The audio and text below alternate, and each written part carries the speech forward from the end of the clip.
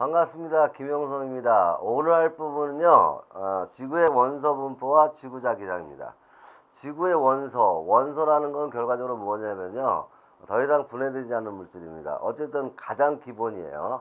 근데 지구는 큰 덩어리고, 그리고 우리가 들어갈 수 없는 멘틀, 내핵, 외핵까지 있습니다.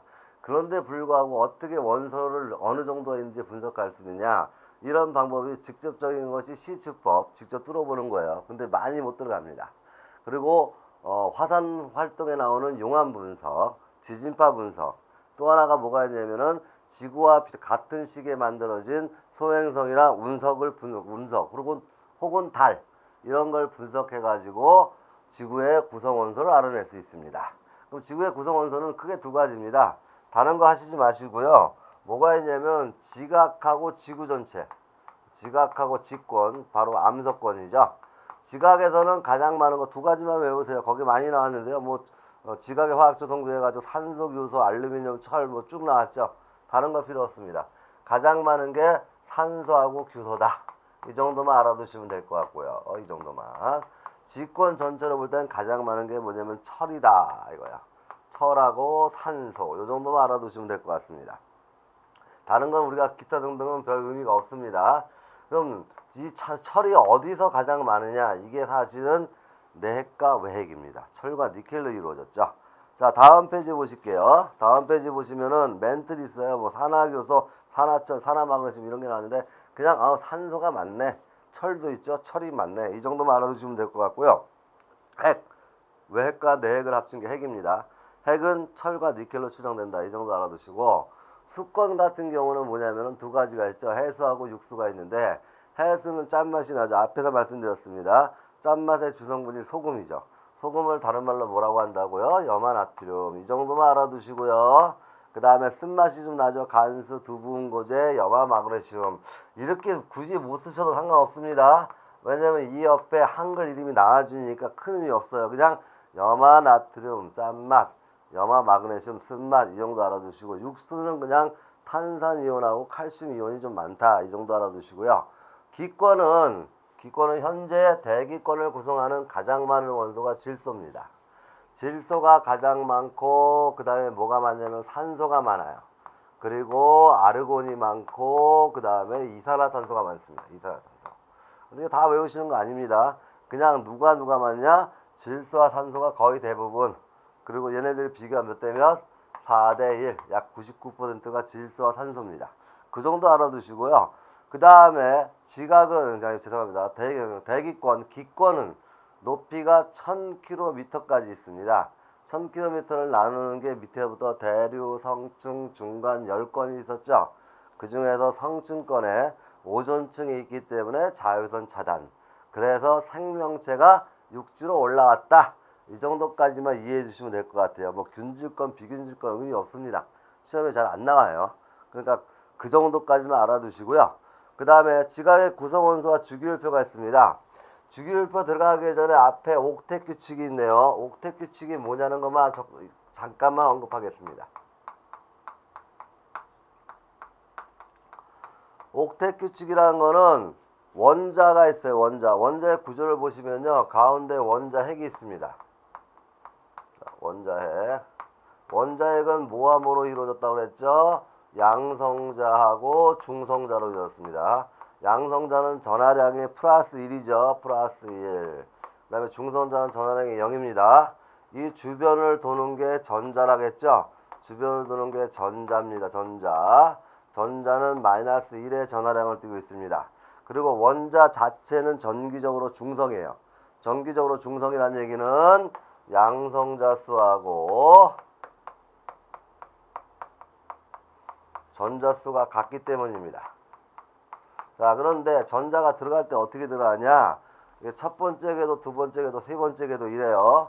나중에 여러분들 이과 화학을 전공하시는 분들은 따로 배우시겠지만 여기는 그게 중요한 게 아닙니다. 중요한 게 아니기 때문에 그냥 궤도가 이렇게 있다라는 정도만 알아두시고, 이 궤도에 전자가 들어간다 라는 정도만 알아두세요. 나중에 혹시 이과를 가시는 분들은 주양자수 따로 이렇게 배울 겁니다.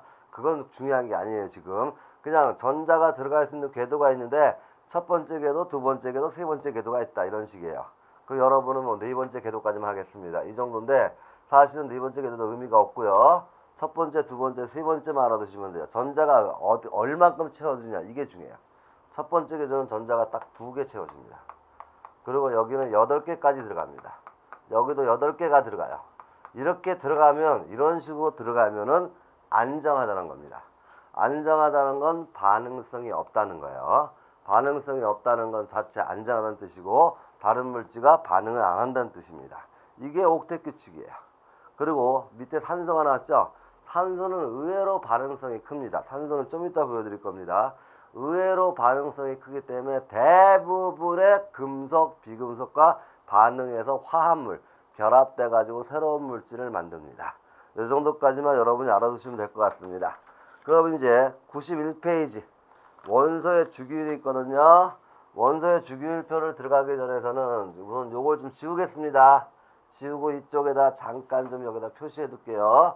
뭐라고 얘기했죠? 가운데 원자 핵이 있고 주변을 들어가는 게 2개, 8개 전자가 채워지면 안정하다. 이 정도만 먼저 이해를 해주시고 그 다음에 원소와 주기율표가 나오는데 주기율표를 잠깐 제가 좀 쓰겠습니다.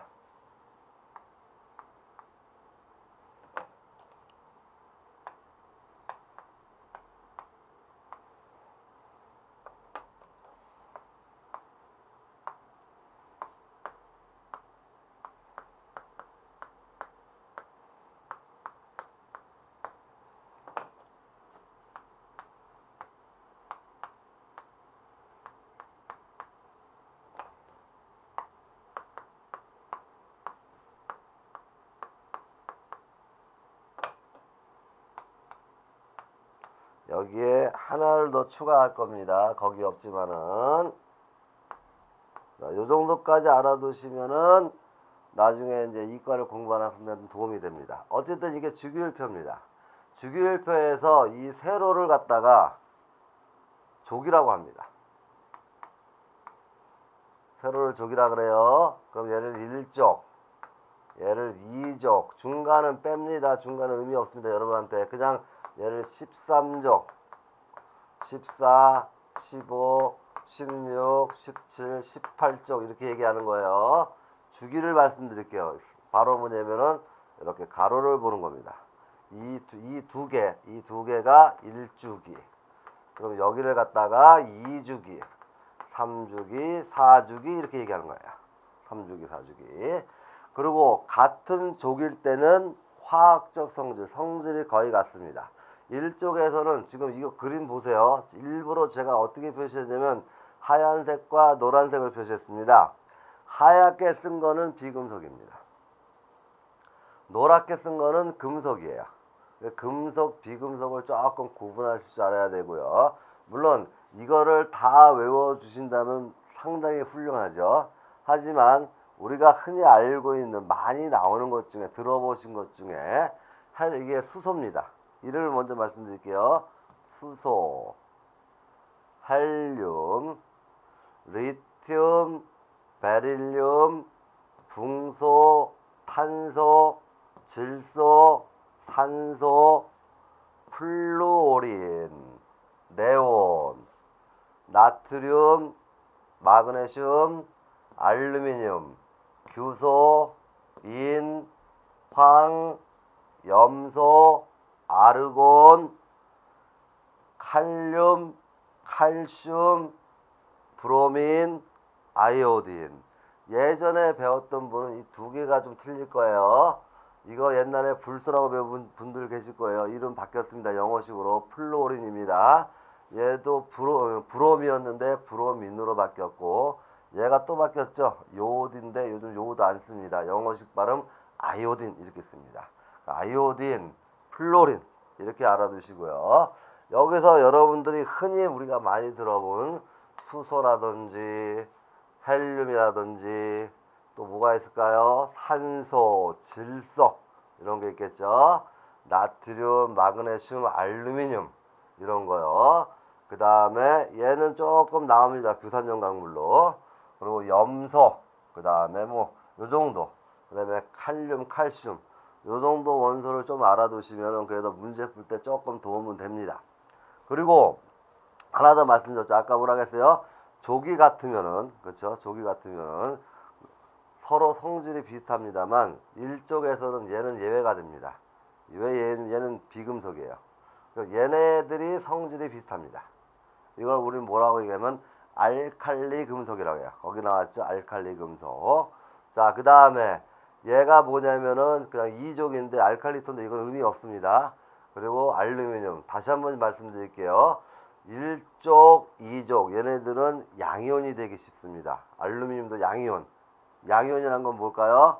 플러스를 띠는 이온이에요. 플러스를 띠는 이온. 좀 이따가 음이온, 양이온 잠깐 언급하면 알려드릴 겁니다. 그때 보시고요. 그 다음에 이 17쪽을 우리가 뭐냐면 할로젠이라 그래요. 할로젠. 18쪽을 뭐라고 하면 비활성기체. 비활성기체는 반응성이 거의 없습니다. 좀 이따 보여드릴 겁니다. 자, 문제 핵심 뭐냐면은 아까 얘기했듯이 옥텟 규칙은 288 채워주면 안정하다고 했어요. 288 채워주면. 근데 288 채워지지가 않는 경우가 많다는 겁니다. 바로 뭐냐면 또 하나 말씀드릴게요. 여기에 원소기호가 있습니다. 예를 들어서 어떤 원소기호를 썼을 때 여기를 A하고 B라고 할게요. 얘를 우리는 뭐라고 하냐면 원자번호라고 해요. 원자번호는 어떤 수냐면요. 양성자 수입니다. 좀 더 깊게 말씀드리면 모질리가 한 건데 거기까지 모르셔도 됩니다. 양성자 수 이렇게 알아두시고요. 그 다음에 여기가 뭐냐면은 원자량 혹은 질량수예요. 원자량 질량수는 양성자수에다 뭘 더하냐면은 중성자수를 더한 거네. 이렇게만 알아두시면 됩니다. 요 정도 먼저 알아두시고요. 어쨌든 원자번호를 적을 때 어떻게 적느냐 이렇게 적어요. 1번, 2번, 3번, 4, 5, 6, 7, 8, 9, 10번, 11번, 12, 13, 14 해가지고 18번, 19번, 20번 여기까지만 이해해 주시면 됩니다. 다른 거 없어요. 이게 원자번호고 원자번호는 어떤 숫자라고요? 양성자수예요. 그런데 우리가 앞에서 배울 때 원자의 구조는 어떤 상태냐면 중성입니다. 중성이라는 건 뭐냐면 원자 자체가 중성이죠. 중성이라는 건 뭐와 같다? 양성자수하고 전자수가 같다 이거예요. 자, 요 정도 여러분이 이해를 해주셔야 됩니다. 원자 자체는 중성 앞에서 한번 언급시켜 드렸어요. 양성자와 전자수가 같다. 자, 요 정도 알아두시면 수소 보겠습니다. 수소를 보시면요. 원자번호가 1번이에요. 양성자수가 몇 개냐면 하나입니다. 그 도는 거, 주변으로 도는 전자도 하나예요. 자, 첫 번째 궤도에 들어갑니다. 맨 처음에 첫 번째 궤도, 두 번째 궤도예요. 요 부분하고 똑같습니다. 1주기는 첫 번째 궤도에 들어갑니다. 2주기는 첫 번째 사고 두 번째 궤도에 들어가요. 좀 이따 모양을 보여드리겠습니다. 얘 보세요. 첫 번째 전자가 두 개 차야지 안정인데 하나뿐이 없죠? 불안합니다. 그래서 다른 물질과 결합해서 화합물, 반응이 큽니다. 반응성이 크다 이렇게 말씀드릴 수 있습니다. 헬륨 볼게요. 2번이에요. 2번이면은 여기에 양성자 두 개에다가 전자가 이렇게 두 개 들어가죠? 첫 번째 궤도 꽉 찼네요. 더 이상 필요가 없죠? 얘는 굉장히 안정합니다. 그래서 이 18쪽에 있는 얘네들을 갖다가 비활성 기체, 다른 말로 굉장히 안정한 기체고 반응성이 없습니다. 거의 없다예요. 반응성이 없고 얘네들이 원자 자체 혼자 존재합니다. 혼자 존재하는 거예요. 자, 그 다음에 17쪽을 우리가 다른 말로 뭐라고 얘기하냐면은 17쪽을 할로젠이라 그래요. 할로젠. 할로젠 원소. 할로젠 원소. 얘도 잠깐 언급 보여드리겠습니다. 플로린 몇 번이면 9번입니다. 9번이면 어떻게 되냐? 양성자가 9개인데 다 그릴 수 없으니까 그냥 플러스 9라고 하겠습니다. 그럼 전자도 몇 개 필요하죠? 9개가 필요해요. 9개가 필요한데 첫 번째 궤도 몇 개가 들어간다고요? 2개가 들어갑니다. 첫 번째 궤도 2개가 다 들어갔었죠? 근데 두 번째 궤도에 7개가 들어가네요. 첫 번째 궤도 2개가 들어가고 두 번째 궤도 7개. 그래 9개죠? 근데 8개가 꽉 차야 안정이라고 했죠. 그럼 얘도 뭔가 불안하죠? 하나가 부족하니까 다른 거와 반응해서 화합물을 만들려고 반응성이 큽니다. 그래서 1쪽 요놈은 우리가 알칼리 금속이라 그래요. 그 다음에 17쪽 할로젠 얘네들이 반응성이 굉장히 큽니다.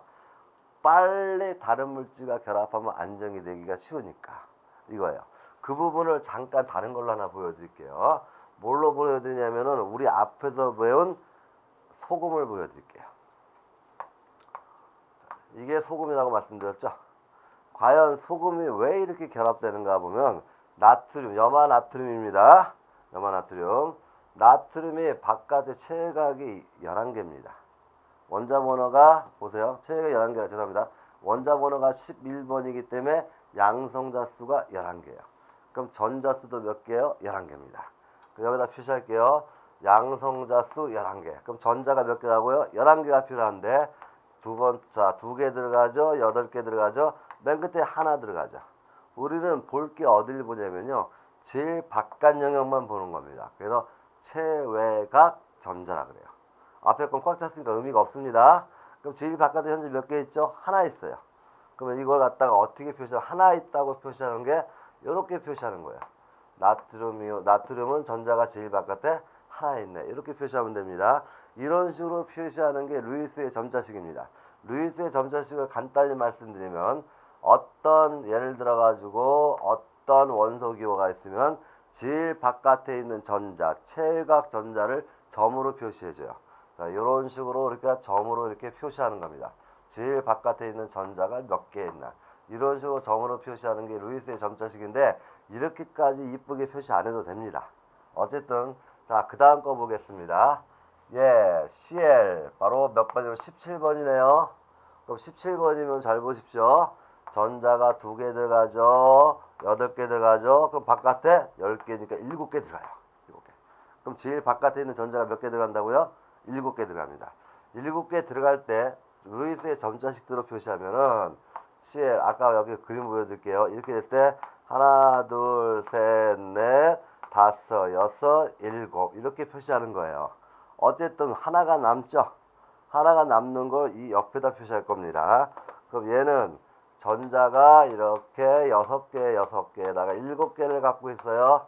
자, 이럴 때 둘이 같이, 이건 이온 결합인데 여기하고 여기를 그렇게 같이 갖고 있다고 생각해 봅시다. 이럴 때 잘 보세요. 물론 나트륨은 자 보세요.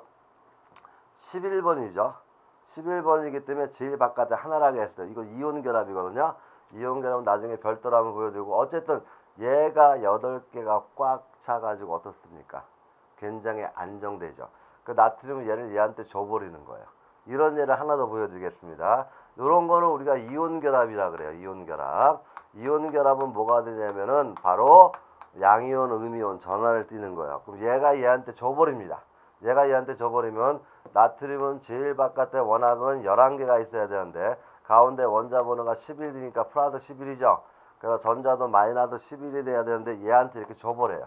줘버리는 순간에 전자가 어떻습니까? 10개뿐이 없어요. 그럼 얘는 플러스 1이 살아남죠. 양이온이 됩니다. 그래서 나트륨 우리가 이온 결합, 나트륨은 양이온, 플러스 이온을 띠네 이거고요. 얘는 보세요. 자, 몇 번이라고 했죠? 17번인데 총 18개 전자를 갖고 있네요. 가운데는 17인데 마이너스 18을 갖고 있으니까 전자가 하나 살아남죠? 마이너스 값을 갖네요. 그래서 Cl 마이너스 이런 이온 결합을 해요. 근데 이런 이온 결합은 여러분한테 문제가 안 나오고요. 우리는 공유 결합만 볼 겁니다. 공유 결합은 도대체 뭐예요? 그러면 금속, 비금속이 아닌 비금속과 비금속, 대표적으로 물입니다. 물을 한번 보여드리겠습니다. 자, 물을 보시면 어떻게 되느냐? 물 분자식이 뭐냐면요. H2O입니다. 이게 물이에요. 이게 물. 그럼 왜 이렇게 되는지 한번 모양만 봐주세요. 그럼 이렇게 해가지고 찾는 문제 나오나요? 아니에요. 여러분 이렇게 안 나옵니다. 모양을 보여드리고 어떻게 나오는지만 말씀드릴 겁니다. 자, 이거 볼게요. 자, 수소 지금 산소를 먼저 들어가겠습니다. 산소가 몇 번이냐면요. 8번입니다. 8번이니까 제일 바깥에 2개, 첫 번째 2개, 제일 바깥에 6개. 이게 체외각이에요. 우린 바깥 것만 보면 돼요. 6개뿐이 없네요. 그럼 산소가 6개라는 얘기니까 모양을 볼게요. 산소가 6개라는 거는 하나, 둘, 셋, 넷, 다섯, 여섯. 몇 개가 남죠? 2개가 부족하다. 2개가 부족하다 이거야. 그래서 이 모양을 잠깐 모양을 이쁘게 만들 겁니다. 약간 비틀는 거 상관없으니까요. 얘가 하나, 둘, 셋, 넷, 다섯, 여섯. 이렇게 돼 있어요. 근데 수소는 원자 번호가 몇 번이죠? 1번이네요. 첫 번째 궤도에 전자가 하나 있습니다. 수소를 여기다 그림을 그릴게요. 수소. 그럼 여기에 전자 하나. 여기도 수소 전자 하나 이런 식의 모양이 나오죠. 이거는 보세요. 얘랑 얘랑이니까 비금속 간 결합입니다. 이걸 우리는 공유 결합이에요. 공유라는 의미는 뭐냐면요. 전자를 서로 같이 가진다는 뜻이에요. 전자를 서로 같이 가진다. 자, 그럼 이 모양을 보겠습니다. 서로 전자를 같이 가져요. 이렇게. 그러면은 보세요. 산소도 수소 전자를 받아가지고 제일 바깥에 8개 안정되고 수소도 전자를 받아서 2개 안정됩니다. 자, 이런 거 갖다가 우리 공유결합이라 해요. 공유결합은 그냥 비금속과 비금속이 결합하는 거다. 그러면 여러분한테는 어떻게 문제가 나올까요? 이런 식으로 나옵니다. 보여드릴게요.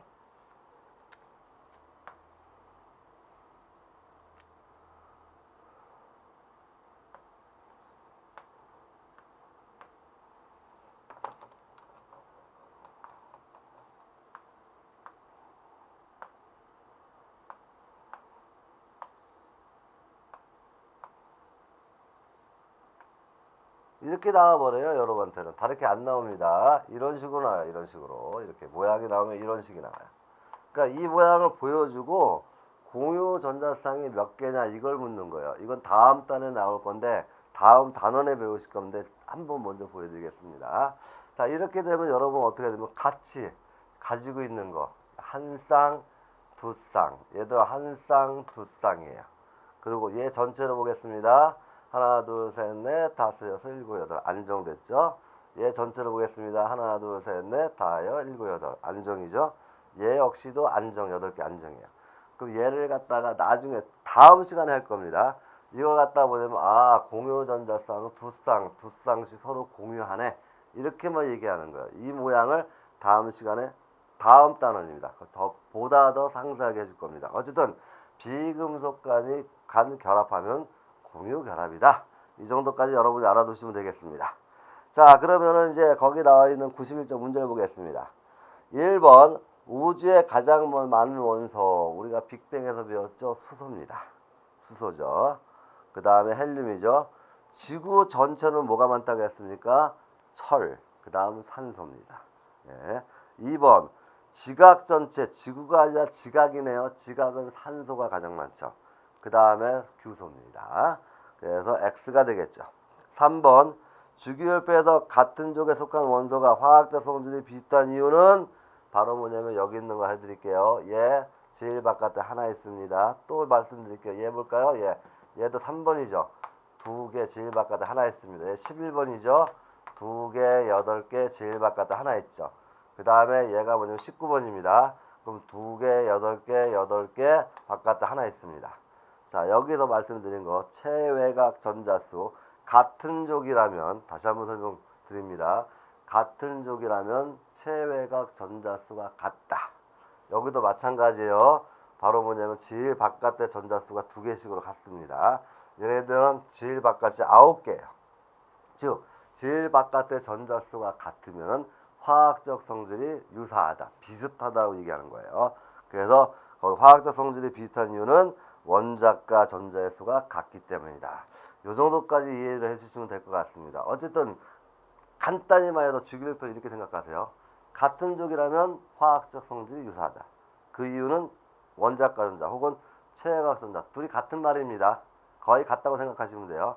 같기 때문에 전자수가 같기 때문에 화학적 성질이 유사하다. 단 조심할 건요. 이쪽에서 수소는 빼야 됩니다. 비금속입니다. 자, 이 정도까지만 이해해 주시고요. 그 다음 페이지 보시면 지구자기장 나옵니다. 지구자기장, 지구는 하나의 커다란 자석입니다. 모양을 잠깐 언급시켜 드리면요. 지구가 이렇게 있을 때 우리가 흔히 말하는 여기가 북극이죠. 자, 그럼 여기는 뭐예요? 남극이네요. 남극. 자, 그래서 방위를 따지면 이렇게 되겠죠. N, S 이런 식으로 쓰죠. 방위는. 근데 나침반도 볼까요? 나침반도 모양이 있으면요. 여기 이제 빨갛게 색칠된 부분이 있죠. 빨갛게 색칠된 부분. 여기 파란색이죠. 여기가 N극이고 여기가 S극입니다. 얘는 N극, S극이에요. 얘랑 틀립니다. 얘는 북극이라는 뜻입니다. 북극. 자, 만약에 나침반 여기다 그림을 그리면 이렇게 되겠죠. 이 가운데다가 나침반을 놓으면 어떻게 되냐면요. 나침반을 놓으면은 N극이 북극을 가리키죠. N극이 북극을 가리킵니다. 자, 근데 여기 조금 와보십시오. 자석이 이렇게 있습니다. 여기가 S극, N극일 때 내가 나침판을 놓으면은 S극을 향하는 곳이 어디죠? N극이 S극을 향합니다. 그럼 지구 전체도 하나의 자석이니까 나침판이 방향을 가리키겠죠. 잘 보십시오. 나침판 N극이 가리키는 방향이 S극이에요. 그럼 지구도 하나의 커다란 자석이고, 자석으로 보면은 북극이 자석으로는 S극이에요. 북극이. 남극이 자석으로는 N극. 하나의 커다란 자석입니다. 커다란 자석이기 때문에 N극에서 나와서 S극으로 들어가는 자기장이 형성됩니다. 자기장이 형성돼요. 그래서 지구도 하나의 커다란 자석이기 때문에 자기장을 갖습니다. 그럼 지구가 자기장을 가져가지고 좋은 점이 뭐가 있을까요? 태양에서 오는 여러 가지 빛 전자기파 중에 혹은 태양풍, 이온 입자들도 있고요. 이런 것 중에 우리한테 굉장히 유해한 해로운 것들이 많이 와요. 그게 바로 뭐냐면은 감마선이나 X선입니다. 감마선은 사실은 여러분이 뭐냐면은 조금 마음에 안 다가올 수 있습니다. 이 감마선이 상당히 강한 겁니다. 감마선은 또 어디 치료하냐면 암 치료제에 많이 사용되기도 해요. 근데 이 X선 많이 들어보셨죠? X선 촬영하는 겁니다. 혹은 CT 촬영 이런 것도 X선이거든요. 근데 X선 촬영할 때 흔히들 그러죠. 한 번 찍으면 6개월 이상 나중에 찍어라. 왜요? 굉장히 얘도 세포를 파괴할 정도로 강합니다. 그래서 한 번 찍어 놓으면 세포가 많이 상해요. 근데 태양에서 오는 것 중에 이런 감마선 X선이 있어요. 또 하나 해로운 게 자외선인데, 자외선은 그나마 오존층이 잡아주고 있어요. 나머지 얘네들을 누가 차단하느냐? 지구 자기장이 차단합니다. 그래서 지구에 생명이 태어나가지고 지금까지 유지할 수 있는 겁니다. 그래서 지구도 하나의 커다란 자석이에요. 이 자석을 두 가지 이론이 있어요. 맨 처음에 영구 자석설. 그러면 하나의 커다란 자석이 지구 안에 푹 박혀 있다. 이거거든요. 근데 외핵이 액체입니다. 그래서 맞지가 않아요. 그럼 그 외에 어떤 이론이냐? 다이나모 이론이 있습니다. 다이나모 이론이 뭐냐면요. 이제 앙페르 법칙이라고 나중에 한번 배우실 건데, 중학교 과정을 배우신 분들은 기억이 나실지 모르겠습니다. 전류가 흐를 때 엄지를 해가지고 이렇게 잡아줘요. 그러면은 이 손이 네 손가락에 이게 전류예요. 전류일 때 네 손가락에 돌아가는 방향이 자기장의 방향, 이렇게 배우셨습니다. 자기장의 방향. 또 어떤 걸 배우셨냐면 이런 걸 배우셨습니다. 바로 뭐냐면 이렇게 원형이 있을 때 전류가 이렇게 흐릅니다. 전류가 이렇게 흐를 때 여기 각각을 잡으면요, 얘는 이렇게 가겠죠. 이쪽으로. 얘는 이렇게 돌아서 손가락 가는 모양입니다. 이게 자기장이 이렇게, 여기는 자기장이 이렇게 통과되는 원형 자기장을 배우신 기억이 있을 거예요. 근데 이거는 사실 전류가 이렇게 돌죠. 좀 쉬운 방법은 이거예요. 여기서 이게 직선일 때는 손이 돌아가는 게 자기장 방향, 이겁니다. 근데 여기는 원형이죠. 그럼 돌아가는 걸 전류로 생각하세요. 돌아가는 거를 전류로 생각하면은 엄지가 안을 향합니다. 이게 자기장 방향이에요. 이게 자기장 방향. 그러니까 전류가 돌아도 자기장. 즉 전류가 흐를 때 자기장이 만들어진다는 걸 알아냈어요. 독일의 과학자 웨르스테르인데 그건 모르셔도 좋고요. 어쨌든 간에 이런 걸로 법칙을 찾은 게 앙페르 법칙이에요. 근데 다이나모 이론은 뭐냐면은 결과적으로 뭐냐면요. 잠깐 이쪽을 지우겠습니다. 결과적으로 뭐냐면은 다이나모 이론은 지구의 외핵이 액체라는 겁니다. 그러니까 내핵이 있고 외핵이 있죠. 지구 전체를 보면 이 외핵이 액체예요. 외핵이 액체인데 외핵도 대류 돈다는 겁니다. 특히 외핵은 금속입니다. 철과 니켈이라고 했죠. 금속이 녹아있는 액체입니다. 그러면은 금속에서 녹으면은 자유전자 그래요. 전자가 나와서 제멋대로 돌아다닙니다. 그러면 원자핵은 플러스 전류를 띱니다. 그리고 전자가 돌아요. 그 외핵에서 이렇게 대류현상이 생긴다는 거예요. 전자가. 대류현상이 생길 때 그 대류현상에 의해 가지고 자기장이 생긴다는 거예요. 자기장. 왜? 전기를 띤 입자가 도니까. 자기장이 생겨가지고 이쪽은 S극, 이쪽은 N극이라는 하나의 커다란 자석이 되었다. 자석이다라는 게 바로 다이나모 이론입니다. 그래서 여러분은 지구자기장에서는 뭐라고 생각하시면 되냐면요. 지구자기장이 만들어진 것은 왜? 액체가 대류하기 때문이다. 그리고 전기를 띠는 입자가 움직이기 때문이다. 이렇게 이해해 주시면 될 것 같습니다. 어쨌든 지구도 하나의 커다란 자기장입니다. 근데 문제는요. 태양이 어마어마하게 크고 흑점 폭발도 하죠. 그 태양에서 표면에서 폭발에 의한 하전 입자, 즉 무슨 태양에서 오는 전기를 띠는 입자들 혹은 X선, 감마선 같은 방사성 물질이 쭉 와요. 이거 우리 태양풍이라고 그래요. 마치 바람같이 온다는 거죠. 그럼 지구를 봤을 때 어떻게 되냐? 지구도 이렇게 하나의 커다란 뭐라고요? 여기가 S극, N극이란 커다란 자기장 영역인데 태양풍을 받으니까 이 뒤편이 이렇게 늘어섭니다. 자기장 영역이. 그 그림이 바로 뭐냐면요. 몇 페이지 나왔냐면 93페이지 나왔습니다. 그래서 태양풍을 받기 때문에 뒤편의 자기장은 이렇게 늘어져 버린다. 이렇게 좀 알아두시고 지구 자기장 때문에 태양에서 오는 여러 우주선, 해로운 엑소나 감마선 같은 우주선 이런 것들을 막아내 가지고 지구 즉 땅에 지표면 혹은 바닷가에 생명체가 살 수가 있다라고 생각해 주시면 될 것 같습니다. 그리고 태양에서 또 전기를 띠는 입자가 온다고 했죠. 이게 하전 입자예요. 전기를 띠는 입자 중에서는 전자도 있을 수도 있고 양성자, 즉 플러스 전하를 띠는 입자도 올 수 있습니다. 이런 거 역시도 지구에 굉장히 좀 부딪히고 내려오면은 생명체한테 조금 안 좋습니다. 이런 걸 잡아주는 영역이 있어요. 바로 이 안에 이렇게 도넛 모양으로 이 안에서 태양에서 오는 하전 입자, 전기를 띠는 입자를 잡아주는 영역을 우리는 뭐라고 하냐면은 벤 엘렌데라고 합니다. 벤 엘렌데. 옛날에 배우신 분들은 바날렌데 이런 식으로 배웠습니다. 벤 엘렌데예요. 벤 엘렌데가 두 가지가 있어요. 안에 하나 있고 바깥에 하나 있습니다. 안에 하나 있는 걸 내대, 바깥에 있는 걸 외대라고 합니다.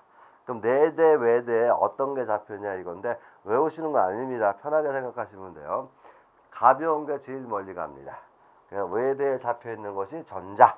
그 다음에 내대는 양성자가 잡혀 있다. 이런 식으로 여러분이 알아두시면 되고 태양에서 오는 하전 입자들이 여기와 잡히기까지 보세요. 자기장 영역을 삑 돌면서 북극, 남극으로 막 몰려듭니다. 이게 지구 대기층과 부딪히면서 바로 여러분이 그 유명한 북극, 남극에서 볼 수 있는 오로라를 관측할 수 있습니다. 오로라의 색깔이 서로 틀린 거는 질소랑 부딪히냐, 산소랑 부딪히냐 여기에 따라 조금씩 색깔이 달라집니다. 어쨌든 오로라가 생길 수 있습니다. 자기권 때문에 생긴다는 거 알아두시고 그 위에 또 하나 뭐냐면은 얘를 가지고 이용할 수 있는 것이 바로 뭐냐면 철새 이동입니다. 철새는 제가 좀 잠시 기억이 안 나는데 머리인지 콘지 모르겠어요. 그 영역에 자기장을 탐지할 수 있는 그런 기능을 가진 부분이 있다고 합니다. 이런 철새라든지 혹은 나침판으로 우리가 들고 우리가 북극, 남극 길을 찾을 수 있는 거. 또 하나 여기 이런 부분에 대기권 바깥에 대기권 외곽 영역에 바로 뭐냐면 전자들을 혹은 양성자, 그 다음에 전자, 태양풍과 부딪히면서 지구의 대기도 부분적으로 이온, 전기를 띱니다. 전기를 떼가지고 이런 전기를 띈 부분에 무선통신이 반사가 돼요. 그래서 우리가 무선통신을 이용할 수 있는 거. 이런 것도 바로 뭐냐면 자기권의 역할입니다. 자기권. 마지막 하나가 뭐냐면 지구도 외핵이 액체라겠죠. 도는 방향이 서로 틀릴 수가 있습니다. 반대가 될 수 있어요.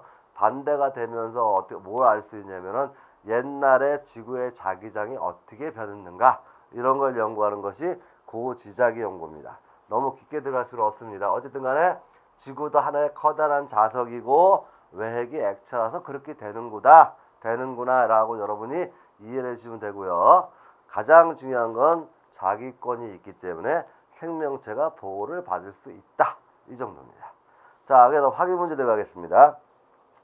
자, 지구 자기권은 태양풍의 영향으로 태양 쪽이 아니라 태양 반대쪽입니다. X네요.